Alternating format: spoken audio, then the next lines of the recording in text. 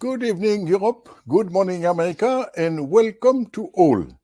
On behalf of the Order of Malta, I would like to thank all speakers and participants for being with us today.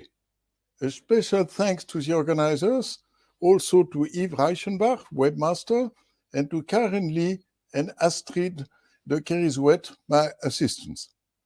In the aftermath of the adoption of the Palermo Protocol, today we continue with the second of our 3 webinars on international prosecution of human trafficking. Our webinar today shall focus on what we could do to improve the implementation of the Palermo Protocol 20 years after its adoption. Today, we are very fortunate to welcome 5 distinguished speakers: Ambassador Elisabeth Tichy-Fisselberger, Kevin Highland, Jennifer Richardson, Peter Williams, and Brian Islin. To our audience, please write your questions in the Q&A section in the chat. We will address them at the end of the webinar. It's my great honor to give the floor to Her Excellency Ambassador Elisabeth Tichy-Fisselberger, Chair of the last session of the United Nations Human Rights Council, Permanent Representative of Austria to the UN in Geneva. She was also the first Austrian national coordinator on combating human trafficking, as well as the president of the Austrian Task Force on combating human trafficking. Elisabeth, you have the floor. Thank you for being with us.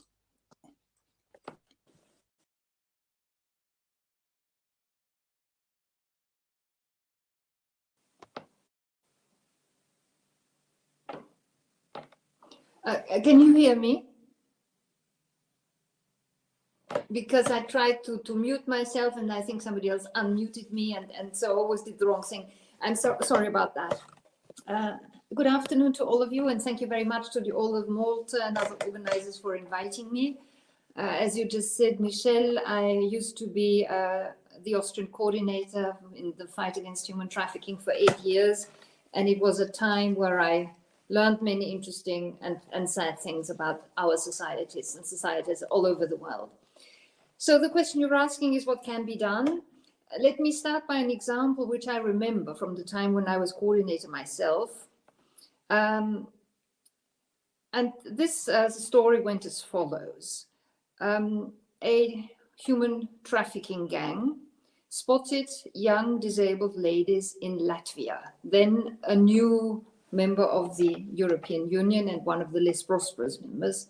So they found these rather vulnerable, mentally disabled young ladies, convinced them to marry men from various African countries and promised them money, which they never paid for it. After the wedding, these newly-wed husbands would be taken to Ireland. The newlywed wives would be left behind in Latvia, as I said, without getting any money. And then, arrived in Ireland, they would claim to the Irish authorities that they now had a right to bring their extended families to Ireland.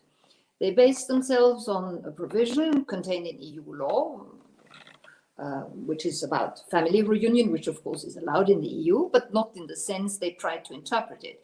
Leaving behind the wife, but bringing extended families in rather big quantities. And the Irish courts were fighting with this with quite a while. It took them a few years to actually figure out that this was a scheme and that this was about abusing and defrauding some particularly vulnerable young ladies in order to keep that trafficking scheme going. Now, the case shows how complex things can get. There is, of course, a mixture between criminal law, migration law, human rights, and many other provisions. It is a trans-border thing between a variety of countries from various continents, so extremely difficult to figure out what exactly was going on. And this is so typical for cases like that, where we always start with the victim in extreme poverty or suffering from inequality and resulting vulnerabilities. then we see that this kind of traffic is thriving because of obfuscation.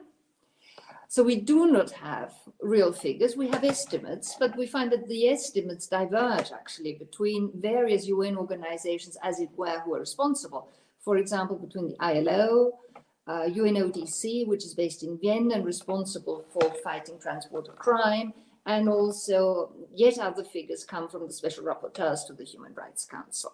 UNODC had a conference in Vienna on the subject matter on the 2nd of February, and there it was said that there is an estimate according to which 50% of cases now have to do with sexual exploitation, compared to 80% in 2006, and that they think that 38% have to do with labor and with forced labor. The special rapporteur to the Human Rights Council assumes, meanwhile, that there is a majority of cases in labor exploitation. Be that as it may, all these figures are only the tip of the iceberg of what is the third most lucrative form of organized crime after drugs and armed trafficking, and the least risky of them all, because police only find a fraction of the cases and the victims usually are afraid of reporting to authorities for fear of deportation. So we end up with a high degree of impunity. We know this is a growing business, and that was even the case before the pandemic. The special rapporteur tells us in her last report that the COVID crisis certainly has the potential of exacerbating the trend of rampant exploitation of the most vulnerable, especially if those persons become even more vulnerable as a consequence of unemployment, lack of social protection, and supply chain disruption. And she goes on saying, and these are quotes, "It may also exacerbate the feminization of poverty and gender discrimination and fuel the worst forms of child labor, as children very sadly become the primary source of income for their families in crisis situations." Human trafficking is a crime. It is also a massive violation of human rights. It also undermines democratic societies and their regular economy and thwarts development perspectives in poorer countries. I think we all know the reasons for human trafficking reflect many of the upheavals in our societies. It has to do with wars, with disasters, deficiencies in the structures of state, including corruption and many other phenomena. Sometimes there is a clash of civilizations involved, up to failed states, and all of that really is an advertisement for smugglers and traffickers who offer so-called simple solutions.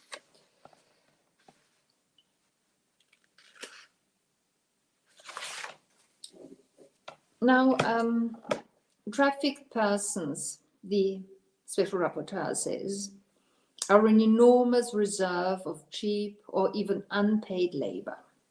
The proceeds of their work enrich not only their traffickers, mostly criminals, but also their final exploiters, very often well-established and respected actors in the formal economy. Could be consumers, could be any of us.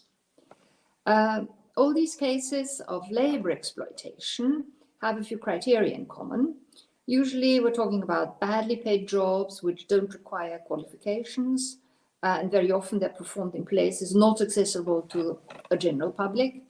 There is usually a high fluctuation of work, like seasonal work, no trade union affiliation, of course. Anything is included, from sewing shirts to cleaning, catering, care and other domestic work, including under conditions similar to slavery. Then we have cases in diplomatic households for which my ministry in Vienna developed a special zero tolerance policy. We have problems in the construction sector, in particular when it comes to subcontracting. Then it gets very obfuscated. We have problems with private recruitment agencies, with falsely declared self-employed and falsely declared posted workers. We have problems in mining. We have problems in agriculture and agricultural products industry, fisheries, transport. We also see cases where victims are being obliged to beg and sometimes to commit petty crime. The internet doesn't make things easier, in particular not the darknet. You can mail order brides. You can pay with digital currencies. All of that is very difficult to prove. We have increasing child trafficking, and children are often preferred by the perpetrators because they wouldn't know where to go, where to flee to. Mixed migration movements, as we have them today, are a very inauspicious background for what is going on, because migration policies, as the Special Rapporteur points out, focus on the legality of migration and possible return procedures, but not on people's vulnerabilities. We have problems in refugee camps, and in other parts of the world from here, there are hostages, child soldiers, organ traffickers, terrorists who will do all these things. So the picture is rather bleak. We always have to do with people who are poor, who do not have a lot to monetize other than their bodies, who are so desperate to leave because they think they have nothing to lose and they have no chance wherever they are. And very often they're naive, poorly educated, and cannot tell false promises from a real offer. All of this is even worse in conflict situations or in post-conflict situations. The victims very often suffer from multiple vulnerabilities. Very often they don't have a legal residence status. Sometimes there are multiple dependencies, sometimes combined with debts for travel or accommodation, liabilities in their countries of origin. So a number of factors. Legal instruments are available. You have already mentioned the Palermo Protocol, whose 20th anniversary we are celebrating, which gave the first international definition of what human trafficking actually is and focuses on the fact that it has a lot to do with exploitation. We also have a variety of other legal instruments, both international and regional. There is a certain discussion about how we could improve the Palermo Protocol or other legal texts, but that is actually beside the point, because the problem is not a lack of legal texts. We have enough of them. The problem is implementation, and this is what we are focusing on today.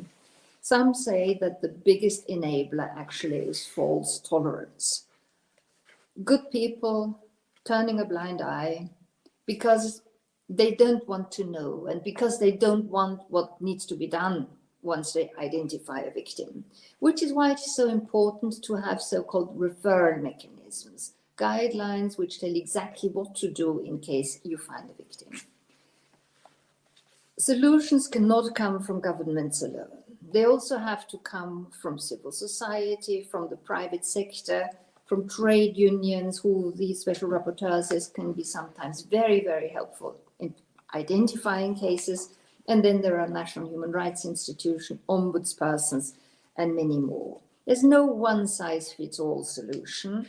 We all know the so-called 4 Ps, prevention, protection, prosecution, partnerships, that give us a smart mix of things we need to do. Of course, prevention is always the best solution if it can be achieved. But very often, prevention is not much more than awareness-raising initiatives. That is very good and very nice, awareness raising among consumers and in supply chains, but it just isn't enough. And the Special Rapporteur points out in her last report that we shouldn't be satisfied with alibi procedures. Very often, she says, businesses can attain compliance merely by reporting on relatively meaningless matters, such as whether they have a code of conduct. Such reports are often replete with information and training and audits and leave little, if any, room for actual changes to working conditions like on overtime, payment, recruitment fees, and living conditions. So we have to go beyond that. We have to train certain groups of professionals, that's for sure, police, prosecutors, teachers, health workers, consular staff, and many more. We have to include civil society organizations because they are much better at handling vulnerable individuals than government representatives are, and they usually have the confidence of these vulnerable personalities. The real prevention work, of course, would be to work on the root causes, and that is much easier said than done. Then we have the second P, protection of the victims. maybe the most difficult, the most challenging aspect, but also the touchstone of how good we actually are in combating human trafficking.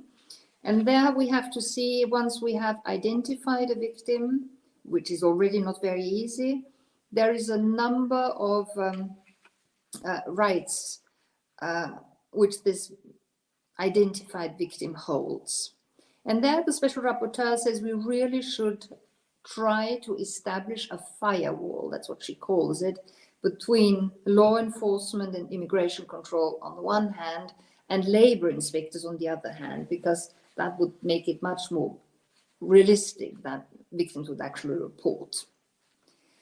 Identified victims have a set of rights, identified in the various legal instruments, but they invariably include financial and material support for shelter and food, medical and psychological assistance, legal counseling, special rights in court procedures, reintegration, access to the labor market, and if necessary, skills acquisition before that, compensation where possible, and in the ideal case, prolonged tutoring and microcredits. That's what the Special Rapporteur points out. As far as prosecution is concerned, it is very important and at the same time very difficult to delineate human trafficking from other forms of crime. Things like people smuggling, which can be close in particular when we're talking about mixed migration flows. All of them are cross-border. It is a good idea to follow the money if that can be done, but sometimes it is extremely difficult, in particular if there are subtle forms of coercion of these victims. For example, if they are mutually agreed upon exploitative relationships. In these cases, the crime of human trafficking is very difficult to identify. The Special Rapporteur therefore points out that sometimes it's much better to operate via labor courts, for example, than to operate via criminal courts. When it comes to the fourth P partnership, of course, we need many authorities to work together: police, the judiciary, border control, labor inspectors, health, social security, trade unions, NGOs. Everything needs to be done. And there is the full variety from prevention measures to finding solutions for individual cases that we need to find. The Special Rapporteur has an additional idea under this title of partnerships, and that is if a country is repeatedly reported to have severe violations of human trafficking law, that nothing is done about, these countries should be barred from contributing troops to United Nations operations. Now, I said already, we need a smart mix of measures.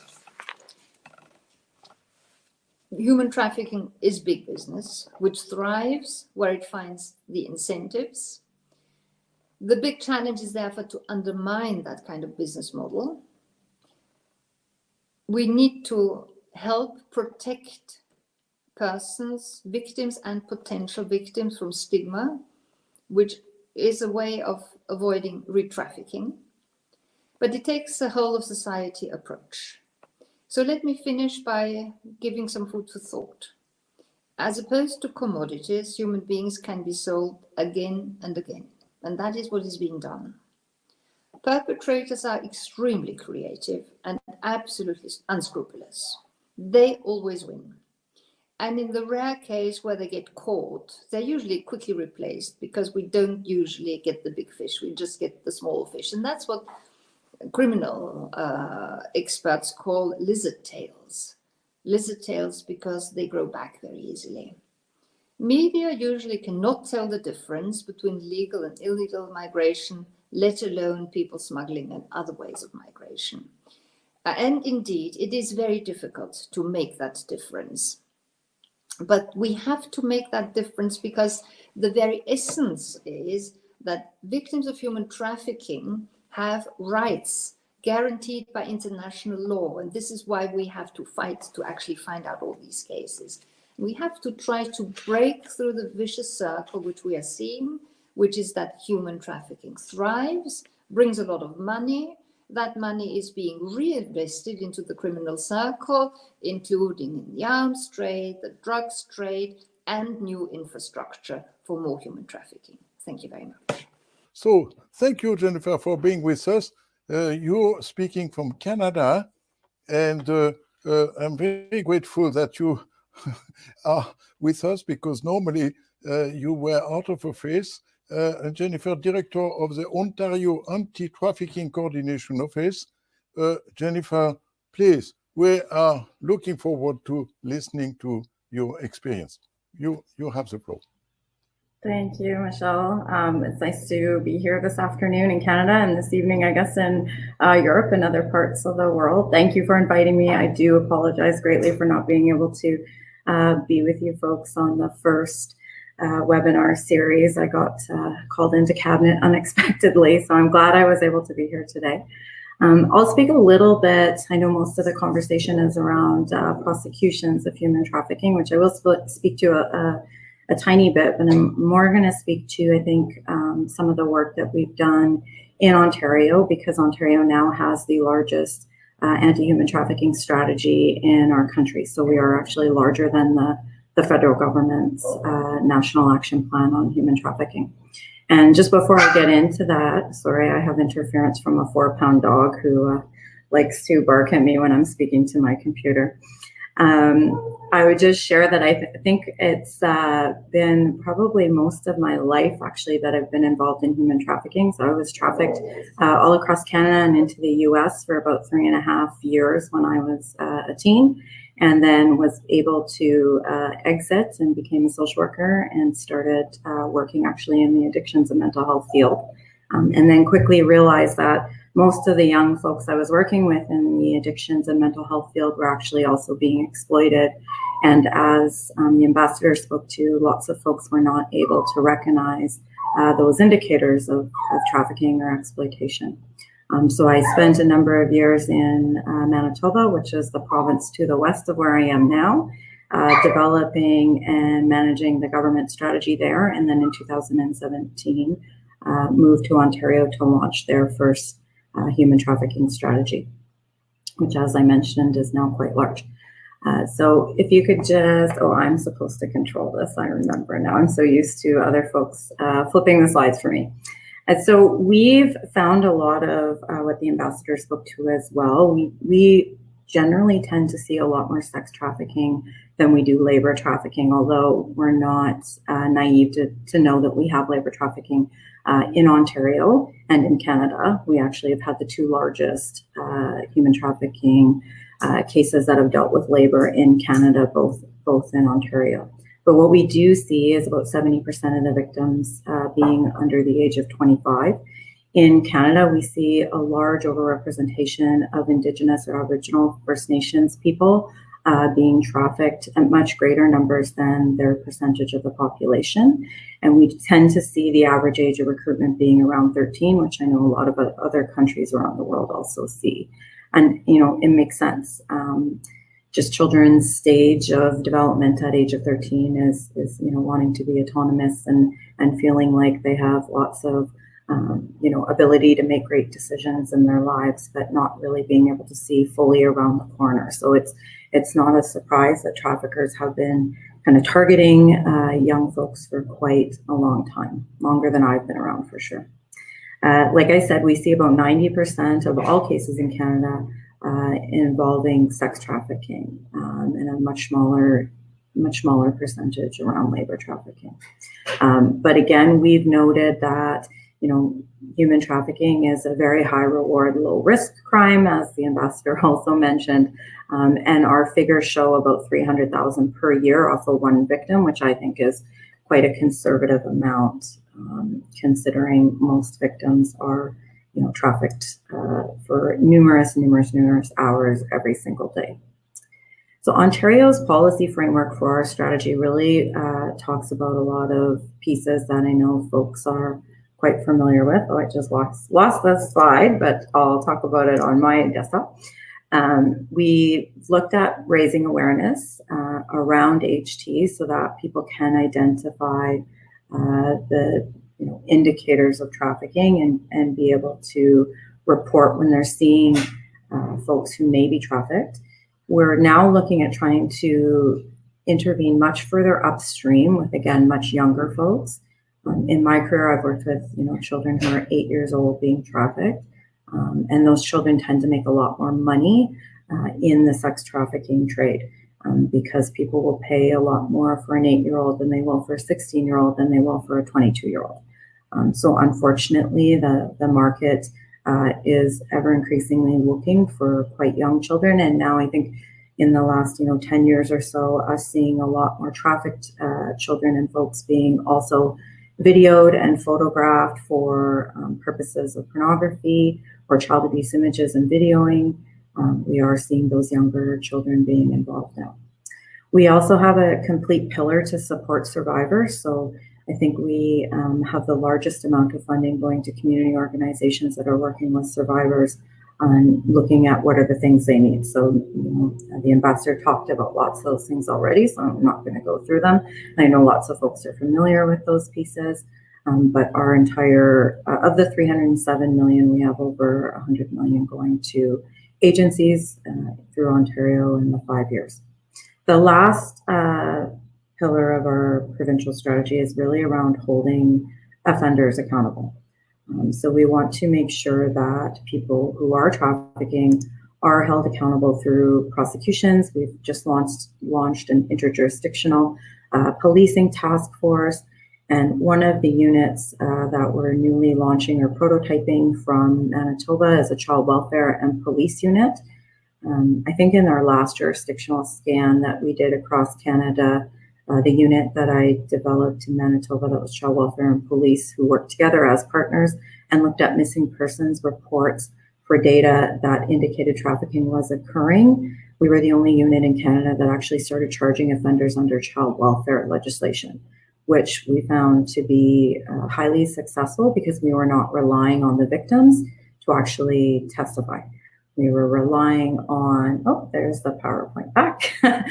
We were relying on the social workers who were mandated by law to protect children. And if traffickers were harboring or removing those children from places of care, then in most provinces in Canada within the child welfare legislation, it is an offense to remove children or harbor them. So when they're doing so for the purposes of exploiting them sexually, that becomes an offense. And we are now in Ontario looking at having an offense that's 2 years in custody, a $50,000 fine or both, which I know is less than the criminal code, but we do not see the amount of convictions we would like to in Canada when we do press charges under the criminal code. And we are starting to see a pattern of judges that are actually not even sentencing folks to the mandatory minimums within our criminal code. So we want to look to try to prosecute people in a different way, under a different framework, because we're seeing the criminal side of prosecutions a little bit tougher for folks and victims to get through, which I know is something that every jurisdiction in the world sees. And having been a person who was trafficked, I can say I never went to police. My mother hid me, changed my name, moved us from the location we were, but it was not safe for the people in the gang that trafficked me for me to testify. They're too large. They're actually still in operation in Canada today, and it just would not have been a safe, manner in which for me to be removed from that situation. So the next slide, I know the wording is very small. We can actually share this out with folks if that's helpful. But on the raising awareness side, we've launched a provincial marketing campaign. We've distributed awareness materials to lots of key sectors and looked for lots of different cross-governmental partnerships, but also private partnerships, non-governmental partnerships that we can utilize. We've developed and are now piloting a training program that I wrote in Manitoba, which is 6 full days of intensive learning how to actually work from promising practice. I never say best, just because most practices in trafficking haven't necessarily had clinical trials to tell us which is kind of the best modality or therapy to look at. But looking at, some anecdotal information of what other jurisdictions and folks have said they've found has been helpful. We also look to, training our sexual assault centers, our domestic violence treatment centers, our hospital folks, our child welfare police, like to, again, many other jurisdictions are doing that work. And then we do work close with our federal partners. Ontario is the largest hub in Canada for human trafficking. So we do see a lot of people from across our country being brought to Ontario. We are the largest province. We have about 14.6 million people in our province. I think 50 different police departments. So we're quite large with lots of interjurisdictional issues. For protecting victims, we're looking to, like I said, prototype those intervention teams with police and child welfare workers.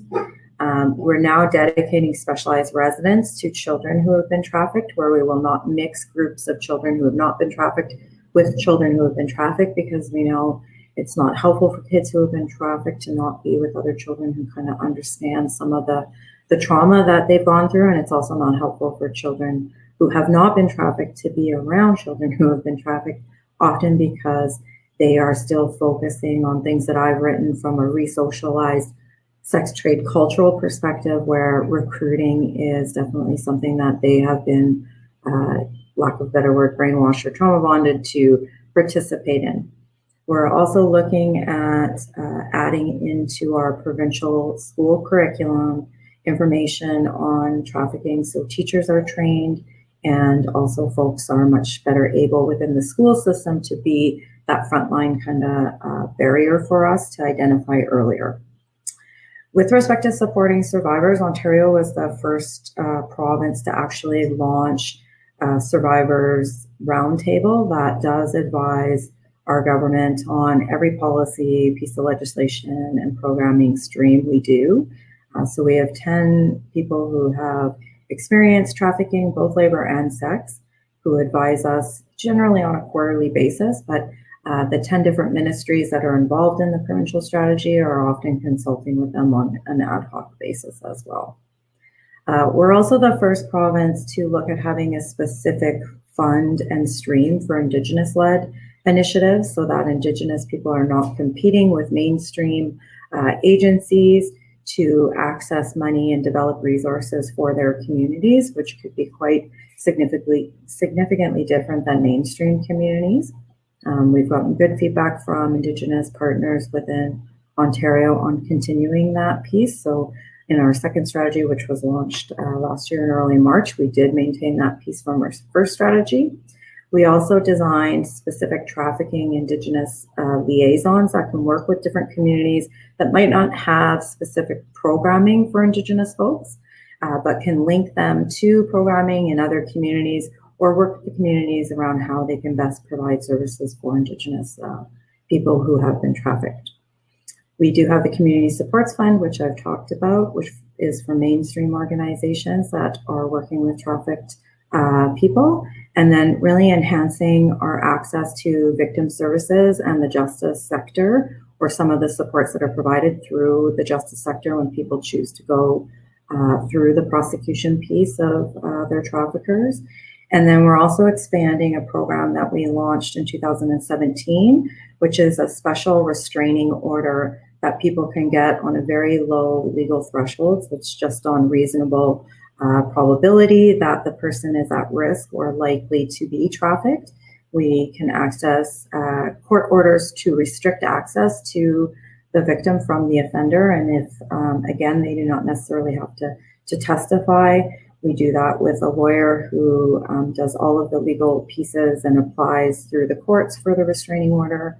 And then that is done. And if traffickers are violating that, they are charged on a breach of a court order, which again could be a parent seeing a trafficker at a child's school, could be a friend of a trafficked person, or a community agency that's working with that person who could report that the trafficker is violating that protection order. In holding offenders accountable, we have a specialized Crown team. So again, we know that oftentimes Crown attorneys like police are, tasked with doing multiple types of offenses. And if they're not really well aware of kind of some of the situations that might present with trafficking cases, or how victims may present, we tend to see that we don't get convictions at all. So we've actually increased our Crown team. And they will be working with the new care units, or what we're calling the police and child welfare teams, so children at risk of exploitation. And they will also be working with the enhanced child abuse imaging or child abuse videoing team for the Ontario Provincial Police. So we don't have the Royal Canadian Mounted Police that polices in Ontario. We have provincial police, and that unit sits with the provincial police. And then we've also increased our ability to do intelligence gathering throughout custody facilities, because we all know that when traffickers go to jail, they still access phones and are still accessing people who are being trafficked by them, and other traffickers, pick up for them where they left off. So we have found that increasing our intelligence abilities within the jail system has really assisted us in trying to restrict access for offenders in that system when they are prosecuted. Just to speak quickly about one of the highlighted pieces that actually anybody can access, so it isn't specific to Ontario or Canada. People can access this resource from anywhere. We developed an Indigenous focus education campaign that we did with Indigenous young folks and communities. We worked with them from the procuring of the media company to the artwork, right down to pretty much everything in that campaign. So that was a new piece, I think, for government to partake in. And then we also designed an online app which simulates how traffickers are targeting and luring children online. There is also a facilitator's guide that is used with that, and it can be used by anyone working with children. So it could be community centers, teachers, social workers, even police officers are using that in our province when they're going out and speaking to children. So the links are both at the bottom of the slide, and we can, I'm forgetting to turn your guys' slide. We can definitely share this out with you so that you can see and access that. The next piece is just supporting survivors, which I've also talked about. There's a link there which can just show you kind of the range of programming.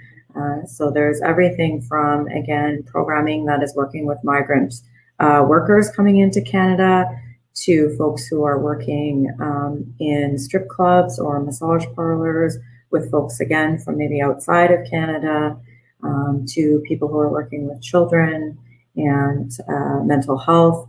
One of our largest children's hospitals here, Sick Kids, is running a pilot on children's mental health who have been trafficked. So they have a whole team of mental health professionals that will be working with children who are identified in the general Toronto area, which is what we call the GTA.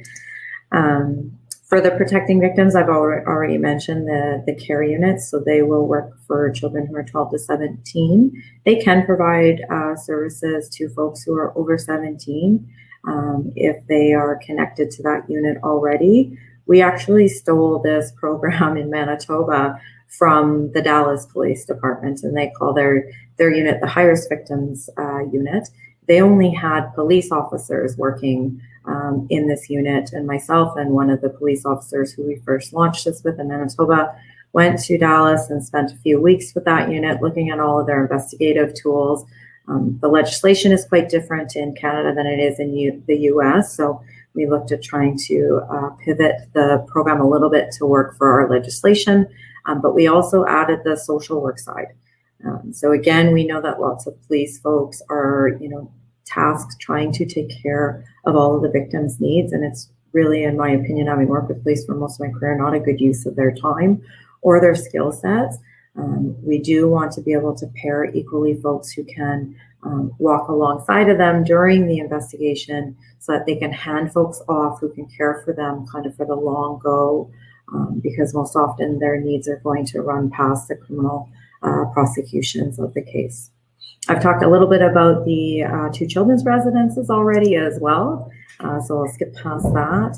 And that's just a bit more detail on some of the different policing pieces we have in the holding offenders accountable, and also just the development of consistent policing standards with respect to human trafficking and missing persons investigations. So we will be looking at changing our policing standards. So within the over 50 different policing agencies across our province, they will all have the same standard of what to do when there are cases of missing persons reported that have indicators that look or appear to be trafficking, how they follow up on those, and then also how are they tracking and monitoring within their own policing systems cases that are just human trafficking, or they're identified as human trafficking when they first come in contact with police. And that's it for me.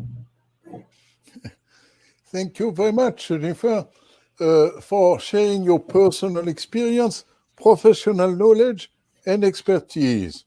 And actually, I would like now to introduce Kevin Hyland, Ireland's representative to the Council of Europe Independent Group of Experts for Trafficking, GRETA, and senior advisor to the Santa Marta Group. Kevin, we thank you for being with us today, and you have the floor.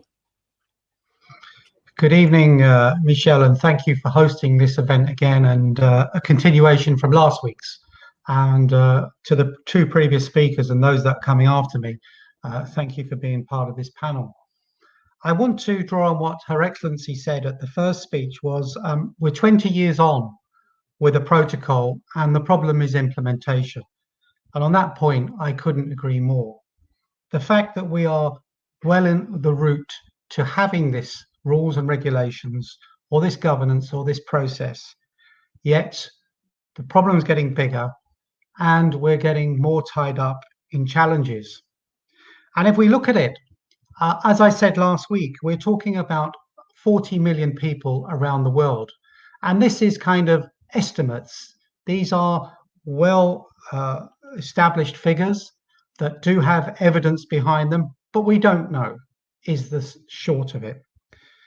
And if we look at this, while we are debating numbers, while we are looking for some authority to move forward, the news today that said 6,500 people have died so far in the building of the World Cup stadia in the Middle East in Qatar, those reports, whether that number is right or not, but it itemized people who have died in that construction, and the fact that they were subject of debt bondage, or they were subject of recruitment fees, something that the UN and the Ruggie principles and the guiding principles, one in the same, have said we need to address and eliminate.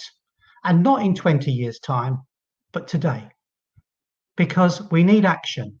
So why have we got inaction? Well, we need to know the definition, and we have lots of definitions. We have lots of protocols to go to, as I spoke about last week, whether that's UN, whether that's OSCE, whether that's EU, whether that's Council of Europe, or elsewhere in the world.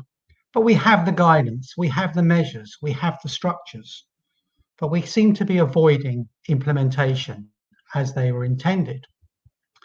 And then we may argue about what is smuggling, what is trafficking. But we get caught up in things about the minutiae when this is about human lives and about human suffering. And I know from your organization, Michel Bouthie, that is what you are concerned with. Human beings, protecting them, they should not be a commodity.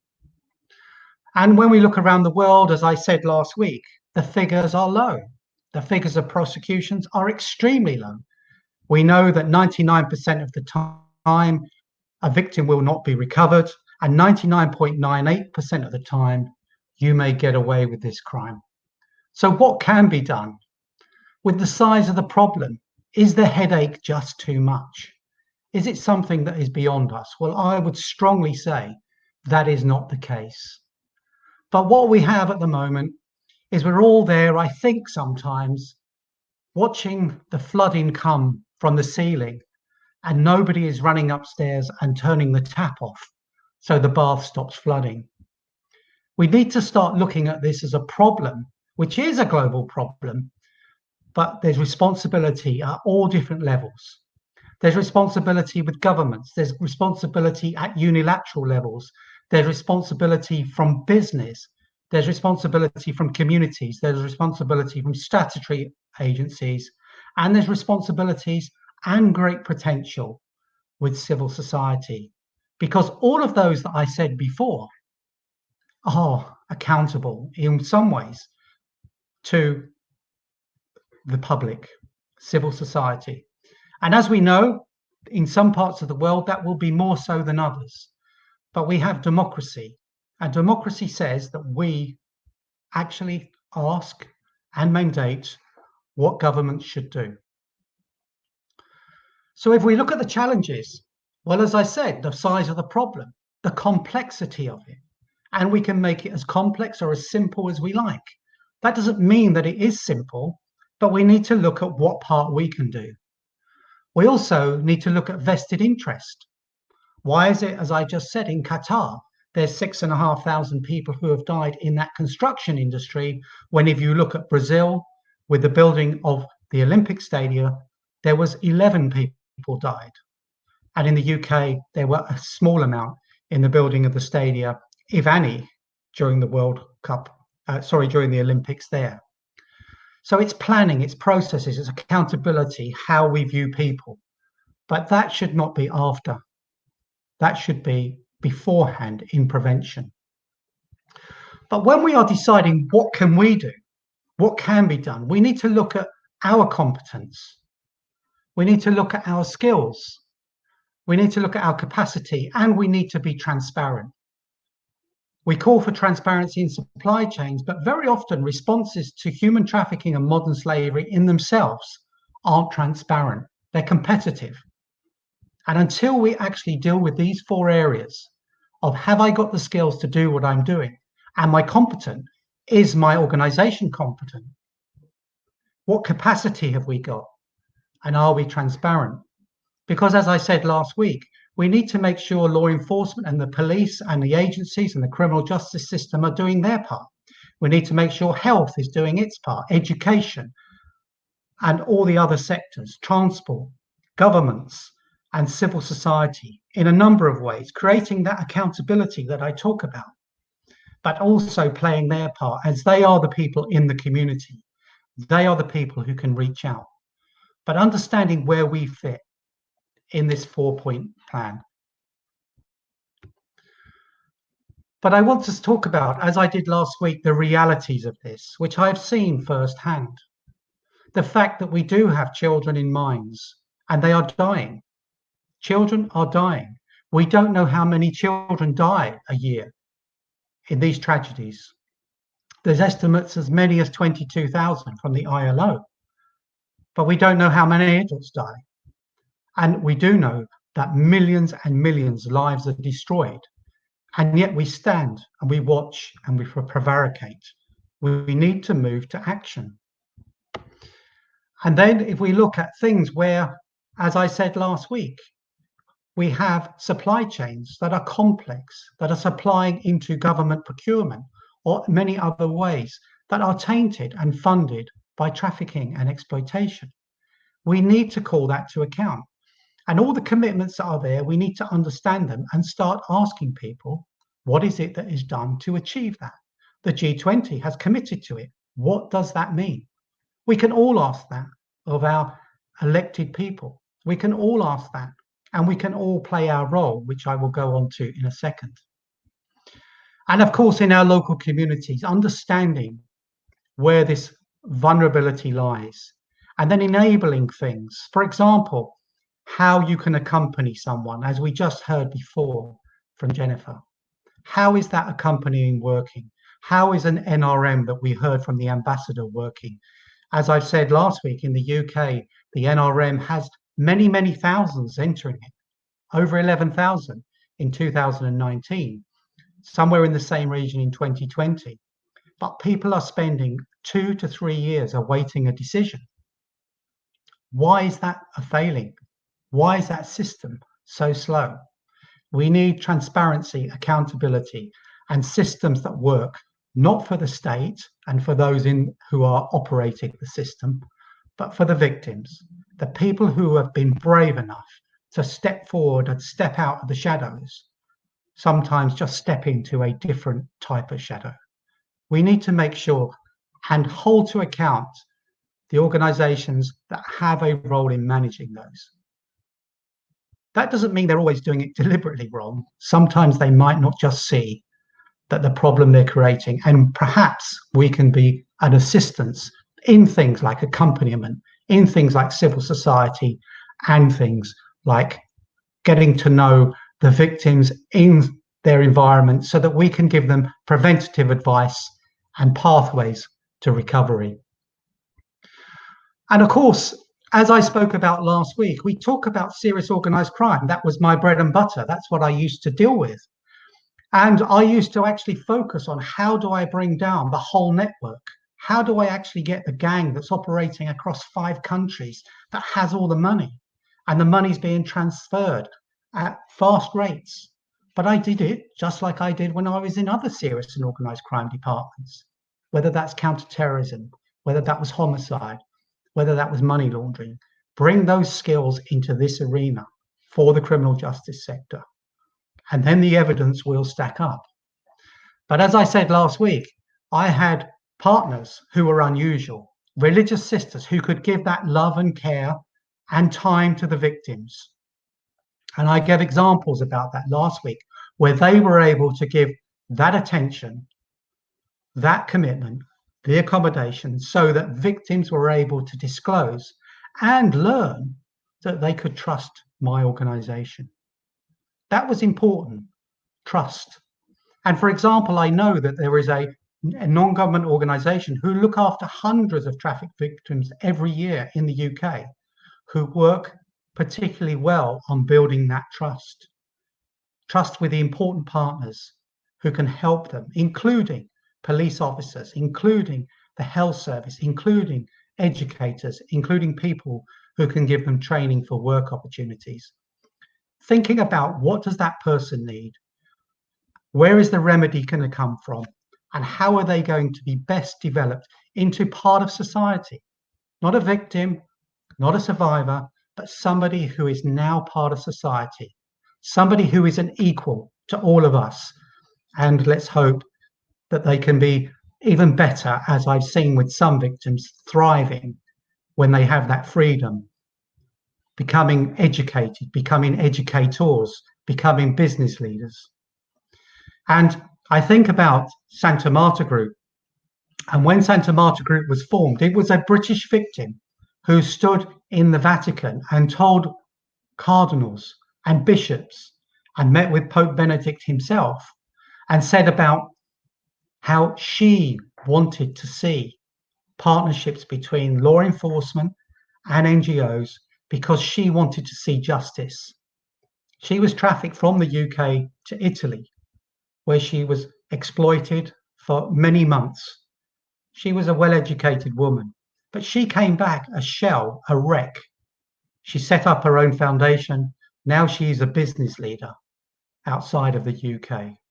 An example of what can be done and what ability a victim has, a survivor has, but somebody who is rescued and dealt with and supported properly can achieve. But I want to then talk about what can be done. And the 6 points I always say is we need to know what the process is. We need to know where our role is. Forming partnerships is important, but the partnership isn't the outcome. The partnership has to deliver something. We need to make sure that everybody plays their role. We need to remove the possibility of trafficking, working on prevention and policies, and we need to actually be the ones who reset the moral compass. But we can only do that by being honest with ourselves, being transparent, and creating our own accountability of how well we're doing. If we're always saying we're doing well, then nothing's going wrong. And actually, for the victims who are suffering, who go unidentified, more than 99% of them, I don't think they would say the position is currently doing well. We know about SDG 8.7, which I spoke about last week. Well, this is crucial. We need to use this as something we're going to achieve and use that as the very clear guidance of what we are trying to do. We are not trying to manage this. We are not trying to reduce it. We are trying to eliminate it. And that may sound hard, but when I hear people talking about climate, yes, there may be a pathway, but they want to get to zero carbon emissions. They have a very clear mandate. They have a very clear mission. Ours needs to be equally as clear. We need to make sure that this is eradicated. And why we currently accept, as we heard earlier, the tolerance that businesses can operate, and they have to work over a period of years before they can get rid of this. This is like saying with domestic violence, we're going to work on the offender and say to them, if we can get you down from assaulting your victim from 5 days a week to 3, and then 5 days a month, and in a year or two, perhaps a few times a year, we wouldn't tolerate that on the abuse of domestic violence. So we need to be the same with modern slavery and human trafficking. When we accept that zero tolerance is actually where we need to go, it may take a long while to get there. It may be a difficult path, but we need to say it's unacceptable. We keep talking about it, and then I see policies and processes and procedures that almost justify it to a degree because it's going to take years and years. Well, it may take years and years, but we don't justify it now. We need to be clear. We're aiming for eradication. I talk about the Santa Marta group, as you've heard, because that came from a small church hall meeting in the north of London and now has representation around the world, from South America, Australia, Southeast Asia, and across Europe. It came from very small seed, and it's still growing. It's reinventing itself. It's trying to look for new ways. But one of the things that the Cardinal and the Pope have always said is this is about human beings. The Pope called this a wound on the body of Christ. Now, whether you are Catholic, religious, or someone of faith, he was talking to people of goodwill, of all backgrounds, that we cannot tolerate this because this is such a violation in somebody's human rights that it rips their soul out and destroys them. And as I've said, we need multiple actors doing something, not just talking, not just writing policies, but every day operating on prevention. Prevention is the main thing. Businesses who are making billions can't then wait for aid budgets to help them to deliver a change. They need to invest their profits. Shareholders need to say, I don't want to be investing my money that's going to end up in exploitation. We need to make sure that when we're buying goods, that we're saying to our governments, your procurement needs to be free of slavery. It's our taxpayers' money. And when we're purchasing, it will be impossible to check every product. So we need the responsibility to be with businesses, to make sure what they deliver to us is slavery free. Just like the food on the counters that we go to has to be hygienic. I don't want it to be tainted with slavery, just like I don't want it to be tainted with some other form of disease. And we need to speak about it like this to make sure that people understand how intolerant we are of existence and how determined we are to get rid of it from this earth. I spoke again last week about the 6 plans that I've got, which is around government procurement, around tainted money. Nobody should be allowed to profit from this, even if it's unwittingly or willful blindness. We need to look at new ways of making sure that legislation is in place to take the profits, not the capital, but the profits where modern slavery has generated money for someone. We also need to make sure the internet is free of modern slavery and exploitation of any kind. We need the international instruments operating in a way that is effective, and the UN and multilateral bodies playing their role. But most of all, and this is where civil society and activism and a group of people can make a difference, we need to reset the moral compass. And who is somebody who can prove that? Well, not everything has to be about authority. And it was Nelson Mandela who said, a leader who relies on authority to solve problems is bound to come to grief. Well, we don't have to wait for that authority from somewhere. We don't need Palermo protocols. We don't need policies. We are people who do not believe in the commodification of anybody in the way that human trafficking manifests itself 40 million times around the world today. So if we're not talking out about it, if we're not solid in our beliefs, if we are not determined, and if we are not actually looking for abolition, the question I will ask, who is? So it's up to us to take that step, to make that stance. If we want to achieve the 2030 agenda on the eradication of human trafficking and modern slavery, we need to say that the battle and the progress starts today, not that it waits till another conference in 6 months' time or a policy. We need to start this today, because it would be good if we could tell people that it's finished by 2030. Thank you very much. Thank you very much, Kevin, for your insights and experience gained from so many years of commitment against human trafficking. Your vibrant appeal for action and accountability so that millions of human beings shall not be considered anymore as commodities. As you said, we need to reset our moral compass. And now I would like to ask Peter Williams, Principal Advisor on Modern Slavery for the International Justice Mission. A special thanks to him for being with us, as he's joining us from New Zealand, where he began his career as a Crown prosecutor. Peter, you have the floor. Thank you very much, Ambassador Vuthi, and to my fellow panelists and all of you here today, and the Order of Malta for organising this. Thank you for the opportunity. I'll briefly just introduce International Justice Mission. We're a global human rights organisation where we are focused on protecting the poor from violence. And we do that through strengthening justice systems. We strengthen justice systems to be able to identify, rescue and restore victims of violence, and to bring criminal offenders to account for their violent crimes. And we look to build this model and build momentum in it and scale it and bring it to replication so that we can scale protection to large communities and nations. We do this all over the world.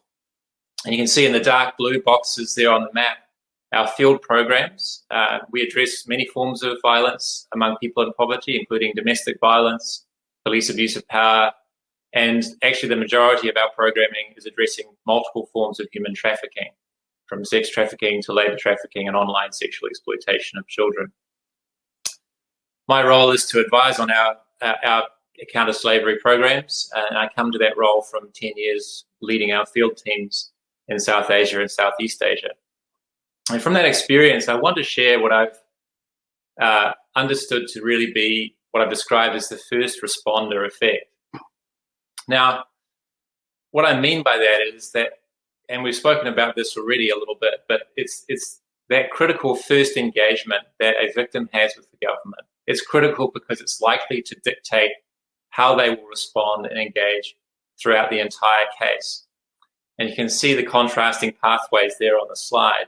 I want to illustrate that really by two cases I was involved in that involved Cambodian migrants. In the first case, the Cambodian migrants were working overseas as fishermen, and they'd returned to Cambodia. And on their return, there was a suspicion that they'd been trafficked in highly deceptive, controlling, violent, and degrading ways in the fishing industry for many years. Now, when they arrived back in Cambodia, they were met by anti-human trafficking specialist police in plain clothes. They were together with government social workers and NGOs, including IJM.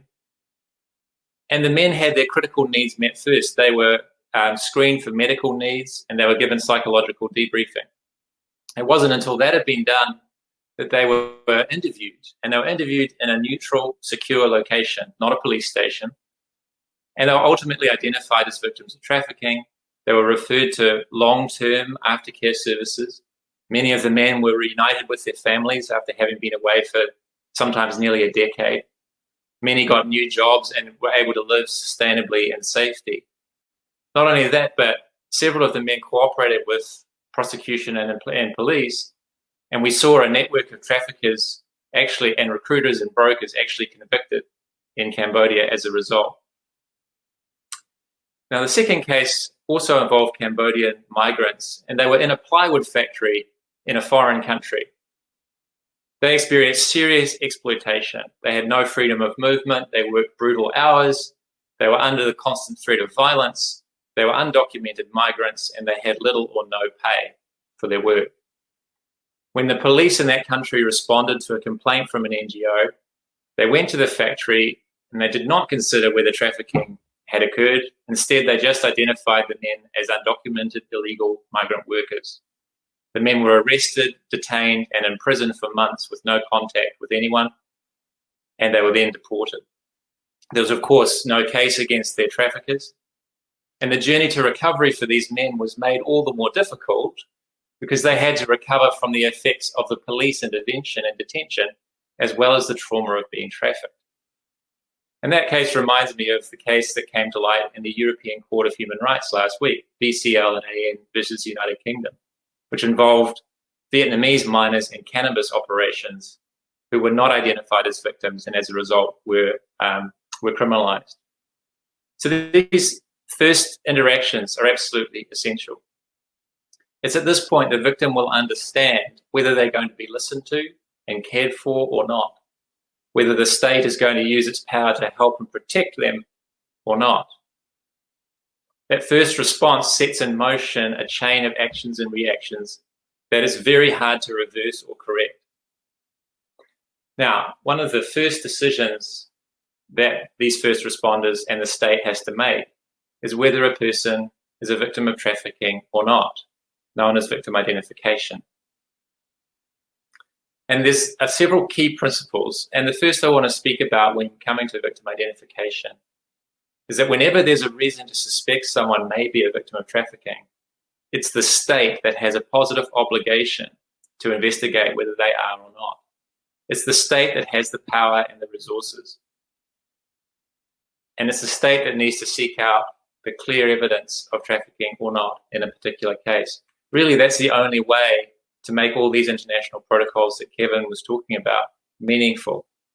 And the ECHR made this clear last week in the VCL case that I mentioned.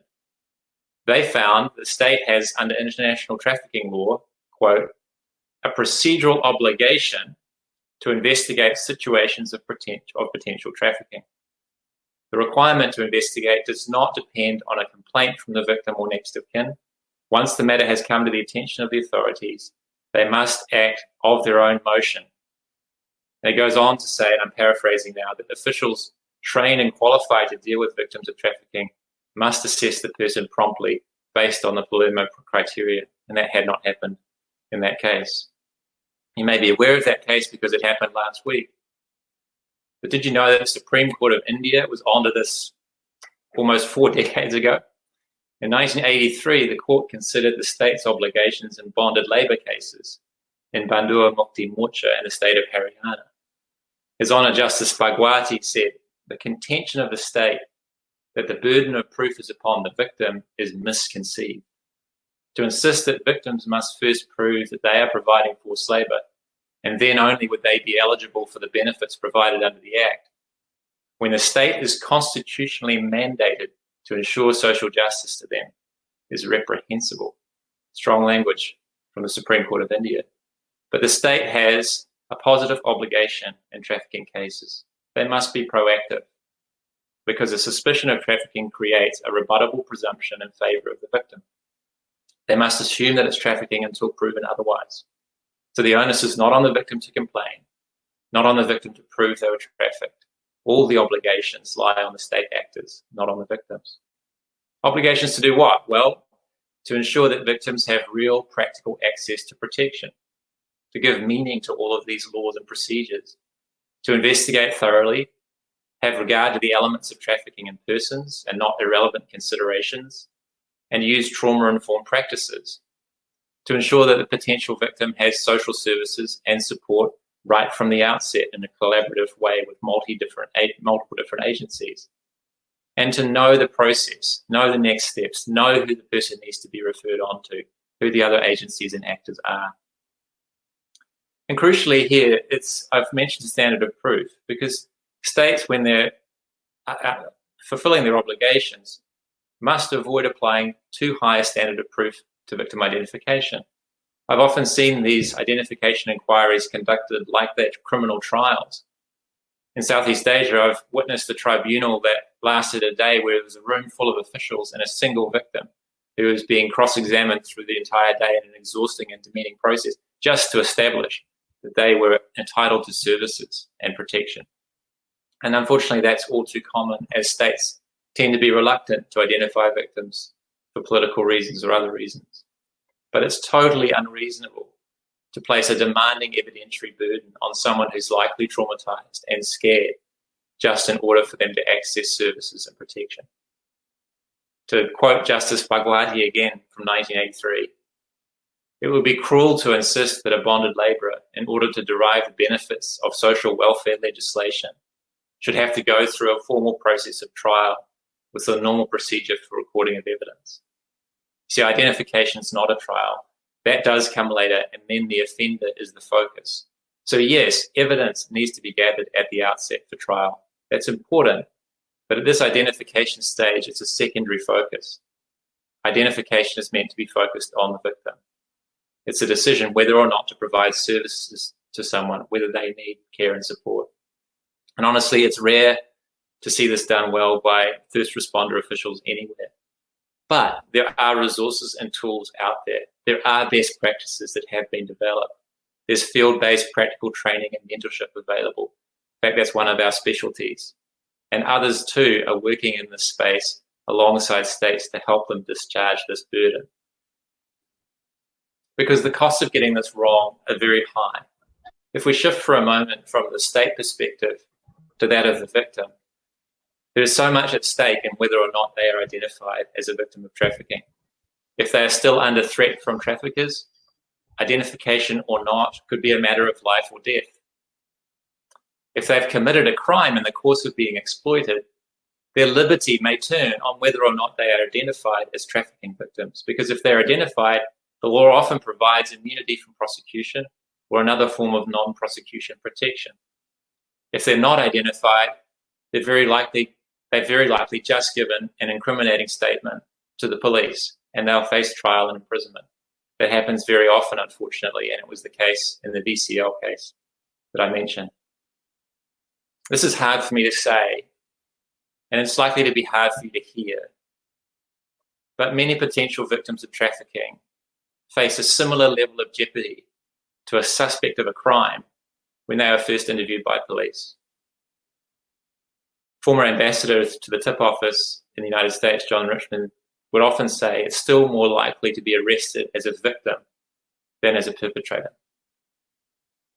There's so much at stake at the identification stage, and the victims do face this jeopardy, and they face a complex process. So what's the solution? Well, one of them is that victims need lawyers or other skilled advocates right at that first moment of interview to help them achieve identification and all the protections and benefits that this opens to them, to hold the state accountable to their obligations and the basic standards that are set out in international law. This is something that IJM offers around the world, and we've seen the difference that it makes. Invariably, it makes that pathway through identification much more positive and much more accurate, much more transparent, and much better for victims and ultimately for prosecutions as well. So, victims need legal support, expert advice, and advocacy at that initial stage. But what other needs do they have? Well, first, let me say that survivors of trafficking, in my experience, often have a great deal of resilience. And I think that came through in one of the comments in the chat box. And that's so true. And with the right support, many will recover and thrive. And the right support means experienced social workers, psychologists, and other professionals applying validated models of long-term survivor aftercare. You see, survivors and victims have the right to access these services, regardless of cooperation with investigators or prosecution. These rights to care and protection should never be conditional. And I've seen sad instances of victims being detained in shelters until they have testified. And not surprisingly, the victim care outcomes in those cases are very poor, and there's almost no convictions arising, despite the purpose of detaining them in the first place. The professionals who provide services and care to victims should, though, coordinate with the prosecution team. It's a team approach, working together. We've heard that from the Ontario experience as well. That the best outcome for the victim and ultimately the best outcome for the prosecution happens when people work together. And I found that actually ensuring the provision of an excellent aftercare program from the moment a victim's identified is perhaps counterintuitively the single greatest factor in successful trafficking prosecutions. It's often more important than the effectiveness of the investigator or the prosecutor. Because if victims are accompanied and supported through the trial, they tend to be much more engaged and provide much better evidence and actually come through it with oftentimes a sense of it actually helping their recovery to have participated rather than hindering it. And we achieved more than 30 convictions in the 3 years in Cambodia of trafficking offenders. And I think in looking at those cases, that was the key factor: strong aftercare accompaniment in the process. So to conclude, I would just say that, this problem is huge. And as Kevin's highlighted, there's so much that needs to be done. But there's great hope as well, because we've seen a model that actually works. And there are many other, if other actors in the space, whether it's business, whether it's other civil society, also take up their obligations, as Kevin was saying, then there is great hope to see dramatic change. When we've seen the model of strengthening justice systems applied so that actually first responders, police, social services, prosecutions, civil society work together in an effective way to accompany victims through this process, to ensure long-term survivor care, to ensure effective and trauma-informed prosecutions and investigations. When that happens, and it can happen, you can turn around the way a system operates within a number of years, a matter of years, then that actually brings trust in the system. When people start to see results happen, when people start to see convictions happen, when people start to see victims given dignity and care, the community begins to trust the system more and use the system more. It becomes this flywheel of momentum. And you reach a tipping point where ultimately you're closing down the space for trafficking to thrive, and you end up with sustainable change. We've been able to document large and rapid reductions in trafficking prevalence in places like the Philippines and Cambodia. And I'll just close with an account of some of the men who I mentioned in that very first case of Cambodian migrants who were treated well at the outset. They went to trial and they gave their testimony. And they said to me afterwards, the judge listened to me and believed me. And that was the first time something like that had happened in my life. And ultimately, those testimonies resulted in convictions. But the more this happens, the more the wider community begins to trust the criminal justice system and the wider public justice system, the more people turn to authorities for help. Well, these factors are going to be critical in bringing out long-term sustainable change. And we've seen it, and it's possible, and there's very good reason to hope. So those are my thoughts, and I welcome the discussion afterwards. Thank you. Thank you, Peter, for your insights on protecting the poor from violence, providing us with specific examples, and highlighting the human and legal complexities of combating human trafficking. Now, it's my great pleasure to ask Brian Iselin, founder of the Geneva-based non-profit organization Slave Free Trade, to speak how we could better combat human trafficking in supply chains. Brian, go ahead, please. Thank you very much, Michelle. Can you hear me okay? The line is fine? Good. Yes. Michelle, great to be here again. Thanks for all the excellent commentary of my fellow panelists. Last week, for those who were here, we talked about Palermo 20 years on. overall my assessment was that we quite simply over-expected of it. We expected a law enforcement treaty to solve a deeply rooted global social issue of serial exploitation. And instead of that over-reliance on law enforcement, I recommended taking a walk on the demand side of the fence.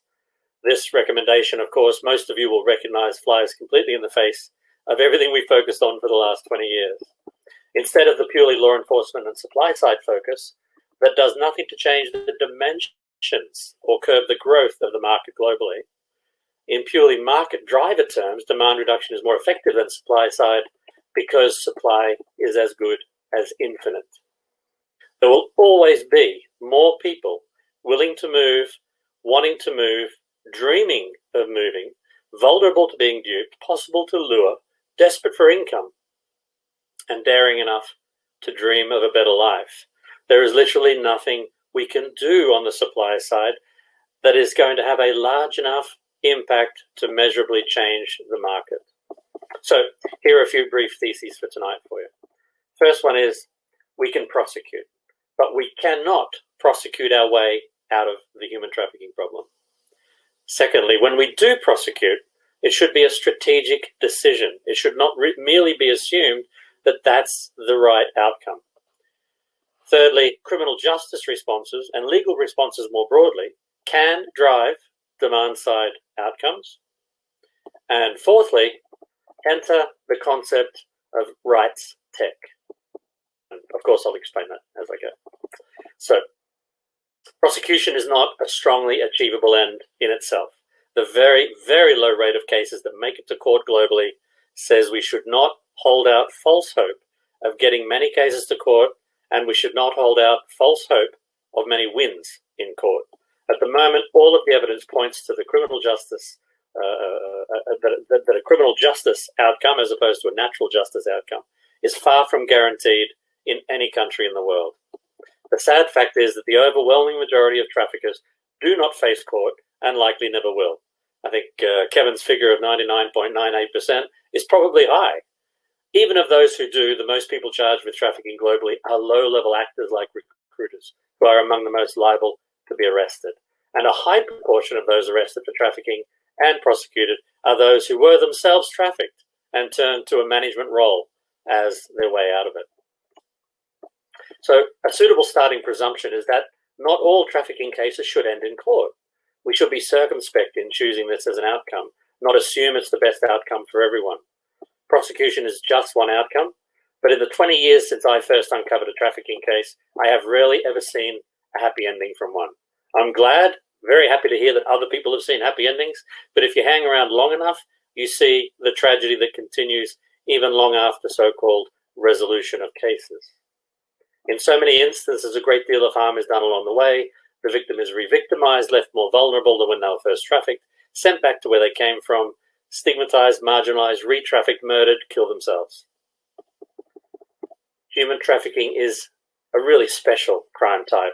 The victim is the product, the principal witness is the victim, often they're the sole witness, and the victims are often so brutalized they're not competent as witnesses. The justice system is not geared up for that.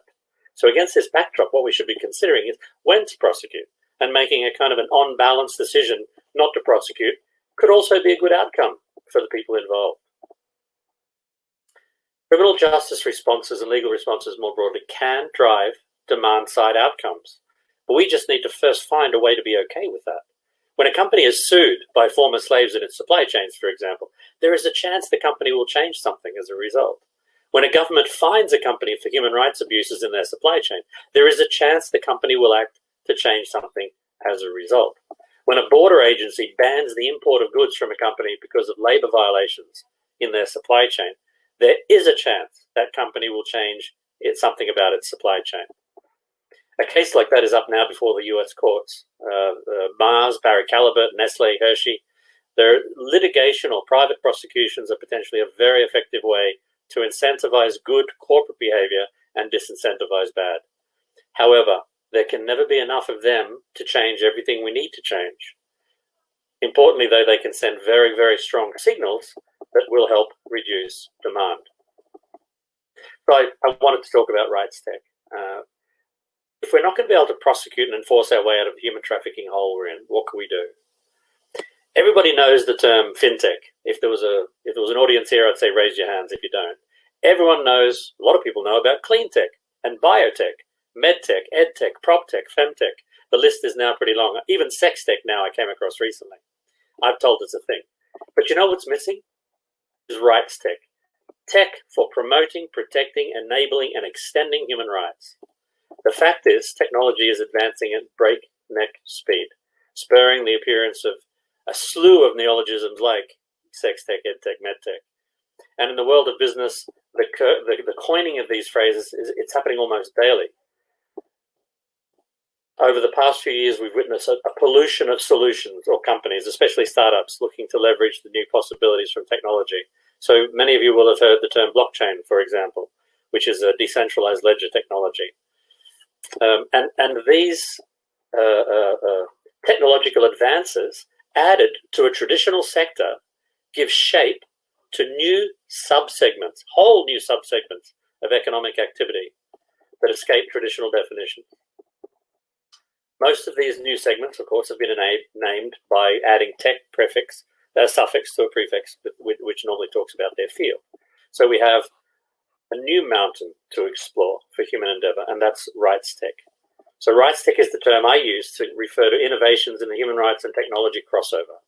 Typically refers to organizations like my own, Slave Free Trade, or other services that use technology to provide human rights services to businesses or consumers, and could rightly be described to include any entity that provides human rights services through software or technology for promoting rights. Until now, you have not been participating in a revolutionary human rights experience when you go into a coffee shop and buy a coffee. But in a world in which rights tech is a thing, all industries, including you just going in and buying your coffee, will be turned on its head. When the barista says, "Would you like the slave-free version?" you are going to say, yes, there is 100% consumer conversion to that slave-free coffee. Rights tech is the means by which we put human rights alongside commercial and other interactions in our daily lives. Think about that energy rating on your fridge or your phone, and picture now a human rights rating on your phone. And you know that sustainability rating you have on your ESG fund, picture a human rights rating on the managed fund you choose to invest in. And you know that claim by a brand to be sustainable or ethical or slave-free, but they offer absolutely no proof. Picture products with human rights labels that trigger rights tech tools and immerse you in the supply chain of that product. That's the promise of rights tech. It's powerful, it's convincing, and very importantly, it's evidential. It's not like any social label of the past that is just one-dimensional and doesn't provide proof. Whether you're purchasing coffee at your local coffee shop or managing your power grid, all of these other forms of tech are all around us, but rights tech isn't. But it absolutely has the potential to be, and it has greater potential than any of these other tech sectors today. And why? Because of the ubiquity of the human experience. One of the most important features is that with rights tech, we are finally speaking to the right person. With rape, we spend all our time telling women to change their lives. Don't walk in the dark, don't wear that, don't get drunk. We tell them to not get raped. We aren't talking to the men saying, don't rape. So too with human trafficking, much of what we're doing is telling people not to get trafficked. We spend a huge amount of time, especially in the development assistance budgets, telling vulnerable people not to get exploited. Don't travel, don't go there, don't migrate. We're talking to only the victims, and that's as perverse a response to human trafficking as it is to rape. Rights tech means that we can talk to the potential exploiters and incentivize their way out of it.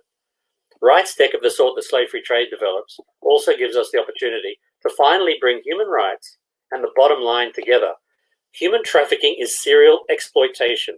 It's done for commercial reasons. It's done for capitalist reasons.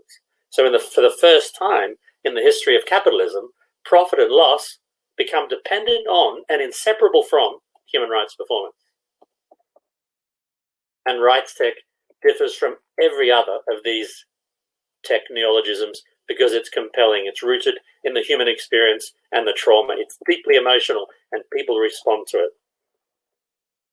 It's our very best chance of changing the behaviors we want to correct in the world of human trafficking, which is the serial exploitation.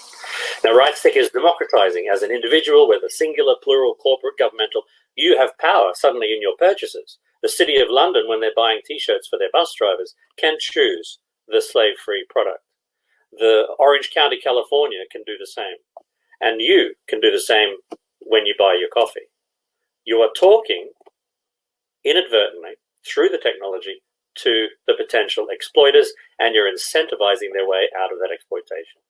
In the same way you get to choose cryptocurrency over fiat in the fintech world, in a RightsTech world, you get to choose to deal in rights-friendly, rights-compliant goods and services. And you get to be informed by the decision intelligence that's provided by the tech. I think it's fair to say that the vast majority of people don't really understand human rights until they start having theirs taken away. Our individual understanding of human rights might actually be described as exceptional. That is, we know when someone's impinging our rights, we feel aggrieved, even though we can't put our finger on which point of international law it comes from. So RightsTech is a way of operationalizing that. It brings the body of international human rights law, our universal inalienable rights, out in the open. It lays those rights bare to be understood in a way that we don't even need to know international human rights law to do it, not in legalistic ways, real ways. RightsTech offers an agnosticism also to things that are defined the physical world: geography, product, service, jurisdiction, time zone, ideology. When an international human rights law standard in a workplace, for example, is defined, it's global, it's universal. It makes zero difference in a RightsTech world that a country, or how a country, defines living wage. It does not matter that a jurisdiction in particular allows racial discrimination, because RightsTech brings international human rights law universal principles to bear. Universality means the standard is agnostic to local, regional, and national law. And the promise of RightsTech, the biggest promise, is transparency. This transformative kind of transparency that promises you the understanding that when you buy your iPhone, it doesn't have the broken back of 6-year-olds in the Congo. If you know a phone that doesn't have that, if you can see a phone doesn't have that and they can prove it, which one are you going to buy? It's the ultimate decision intelligence. I like to call it X-ray vision for the average Joe or Joanne. But, and let me just plug something here. At the end of next month, I'm proud to say that the world's first proven slave-free cocoa hits the shelves, the first product out of the first RightsTech project in the world. And for all of the companies in the supply chain of that cocoa, from now on, their go-to-market, their P&L, their communications campaigns, and their bottom line is inseparable from their human rights performance. And that is our best bet for ending modern slavery. RightsTech is a new field. Most of you will never have heard of it. It deserves, belongs, and deserves to breathe its own life. And it promises to lift us all up in ways we can't imagine today. In the same way, 20 years ago, we couldn't imagine what fintech would look like. But it's a promise that only if we buy into it will be realized. RightsTech does offer its hope. So I think I would implore you, let's work together to make this a thing. Thanks. Thank you, Brian. Thank you, Brian, for sharing your unique experience and work through your human rights intelligence platform. And also, I would like to thank you for contributing to the organization of this webinar. And now I would like to relay some questions from the audience to our speakers. First, there is a remark by Sister Miriam Baike. Victims would need very good lawyers. The problem is that the perpetrators have the means to pay very high salary to their lawyers, but victims have not. So lawyers would need a high enthusiasm to take the case of a survivor, very work intense and very low payment.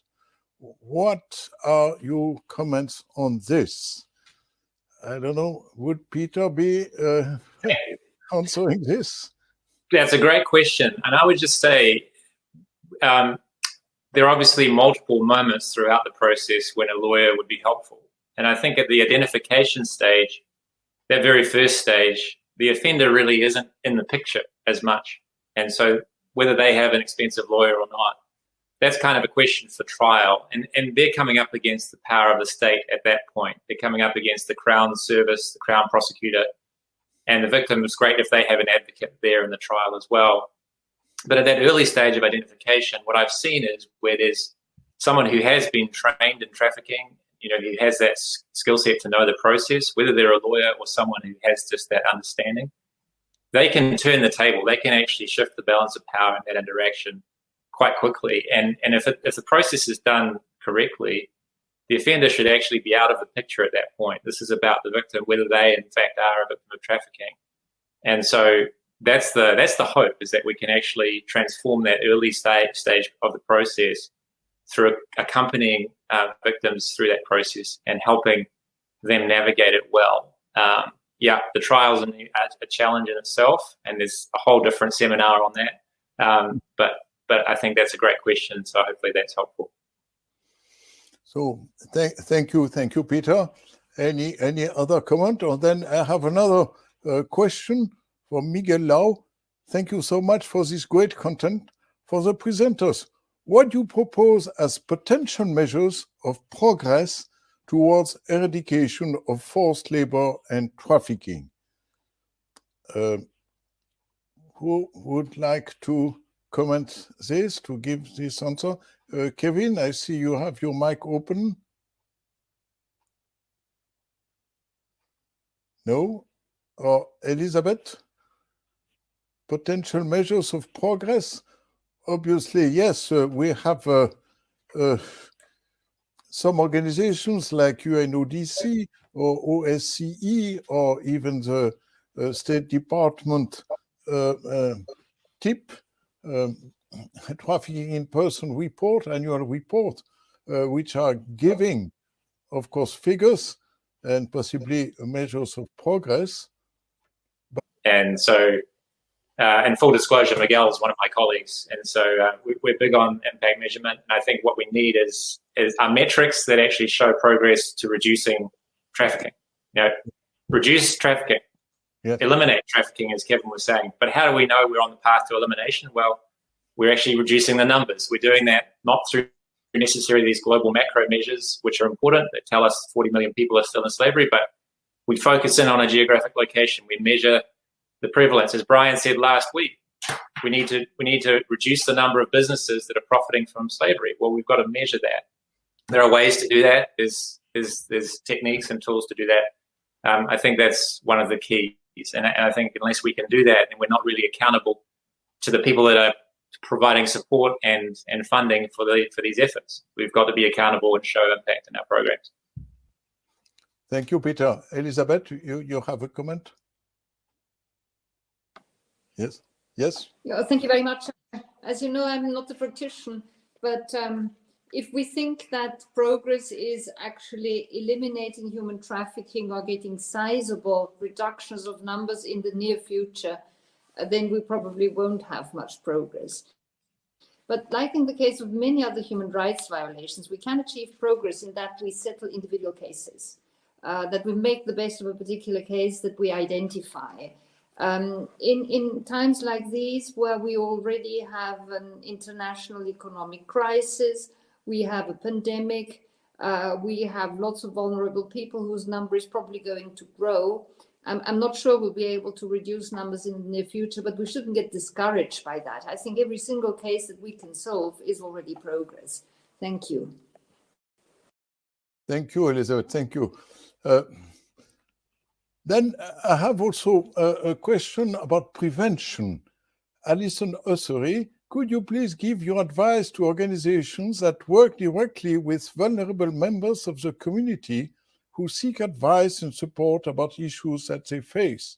I work for Citizens Advice in the UK, and I'm aware of people who are at risk of becoming exploited due to circumstances of debt, poverty, immigration status, etc. How do we prevent them from becoming victims? Who would like to say something about this? Jennifer, you have. Sure. I like Brian's answer, actually, when he's saying, you know, we talk to a lot of victims about not becoming victims, like we talk to people who've been sexually assaulted about not being raped, and we don't look at the demand side enough. And I think that's been very true for a lot of countries. But I think in the prevention work that I've done in my career and is really trying to identify for folks so that they have the ability to spot some of the, you know, indicators or behaviors that we know traffickers have, so that there's this cognitive moment where they go, oh, you know, that looks like something. And of course, at the same time, trying to meet a lot of people's basic needs, right? Because that is often why a lot of folks in poverty become trafficked, is because their basic needs, or, you know, because they're debt bonded to other folks, or all of the variety of reasons that all the presenters have talked about. But I think helping people to identify some of the tactics that traffickers use, I wouldn't be naive to say that's going to prevent everyone from becoming trafficked, because they still need to meet basic needs. But I think if we do make people more aware of some of those tactics, then we are likely to have some avoidance. And how much, you know, again, goes back to, you know, the measuring of all of the work that, you know, folks are doing around the world. It's difficult to measure. It's difficult to understand how many people we have removed, or how many folks are actually being trafficked, because nobody has good data, because it's such a hidden underground type of activity that criminals have been doing for a very, very, very long time. I think people say it's getting more, and it does not look more to me. That's my own personal perspective. It just feels to me like people who are not engaged, or people who are trying to counter the trafficking, are more aware. So again, trying, and, you know, traffickers don't want people who they're trying to recruit or lure to understand those tactics. They, you know, rely heavily on people not being able to identify those tactics, and to be naive to those tactics. So I think that would be one area. Again, how effective or how many people that actually is preventing, I don't know. I certainly couldn't answer. Thank you, Jennifer. I have also a question from a researcher into male victims of human trafficking and sexual exploitation. It's Ena Lucia Mariaca, and she asked, do you have any advice or recommendations for male victims coming out of human trafficking, and how we can best help male victims? Who could answer this?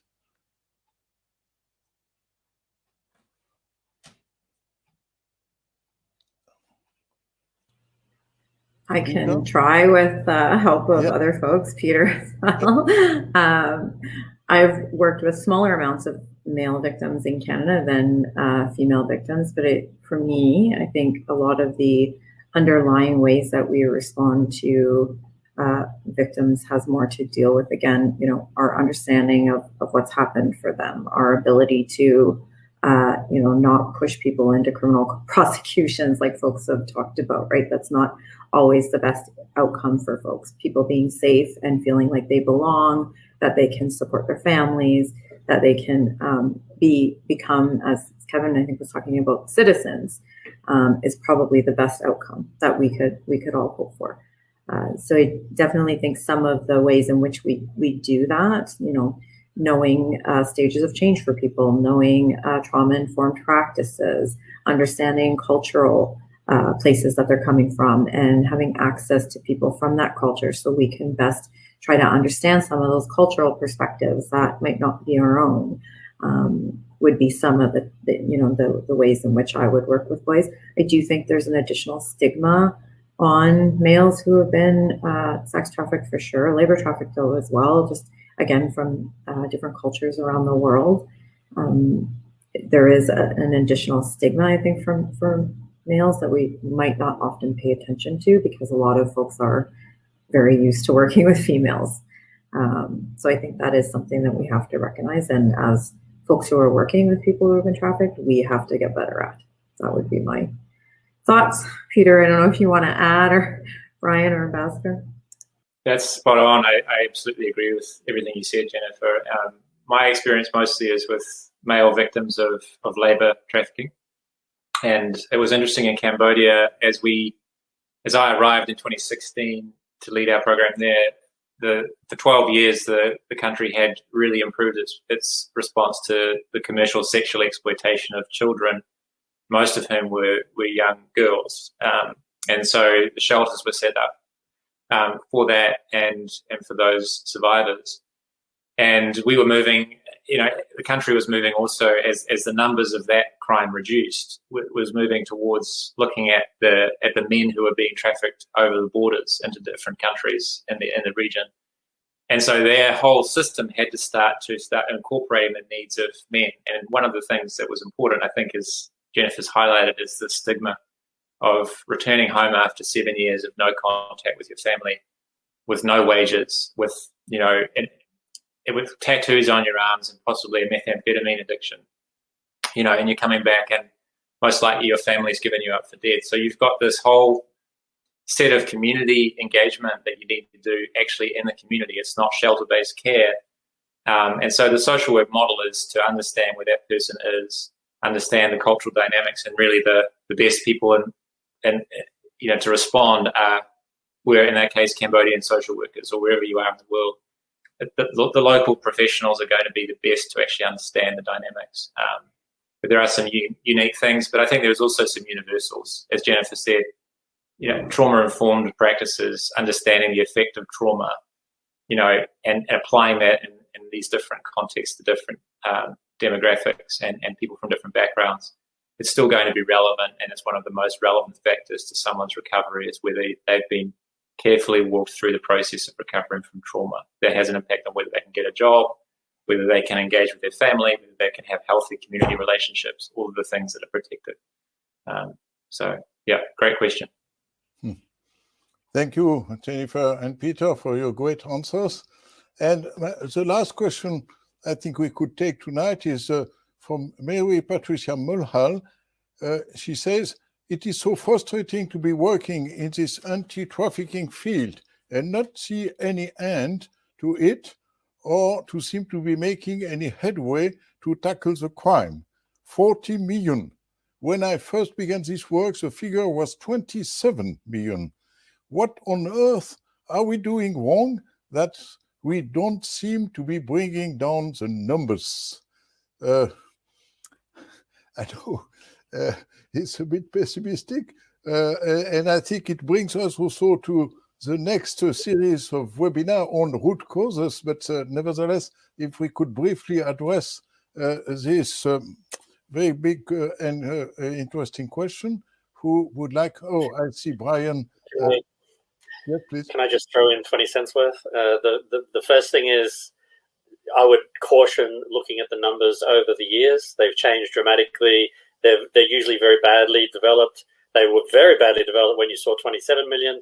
They're still pretty bad now when you see 40 million.